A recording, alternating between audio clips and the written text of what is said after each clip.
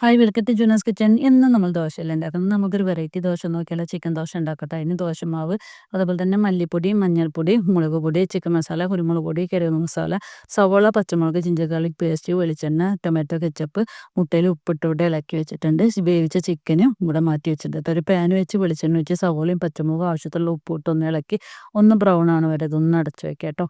അതിനുശേഷം ബ്രൗൺ ആയി കഴിഞ്ഞാൽ നമ്മൾ ജിഞ്ചർ ഗാർലിക് പേസ്റ്റും നമ്മൾ എടുത്തു വെച്ചിട്ടുള്ള പൊടികളും ഇട്ടിട്ട് നമുക്ക് ഇതിൽ ചിക്കൻ വേവിച്ചപ്പോൾ മാറ്റി വെച്ചിട്ടുള്ള ചിക്കൻ്റെ സ്റ്റോക്ക് ഇതിലൊഴിച്ച് ഒന്ന് ഇളക്കി കൊടുക്കാം കേട്ടോ. ഈ സമയത്ത് ടൊമാറ്റോ കെച്ചപ്പ് അതേപോലെ തന്നെ വേവിച്ച് ചിക്കന് നമുക്ക് ഇതിലിട്ട് ഇതിൻ്റെ ഉപ്പെല്ലാം കറക്റ്റ് ചെയ്ത് കുറച്ച് വെള്ളം ഒഴിച്ച് ഇത് അരച്ച് വെച്ച് വേവിക്കാം കേട്ടോ.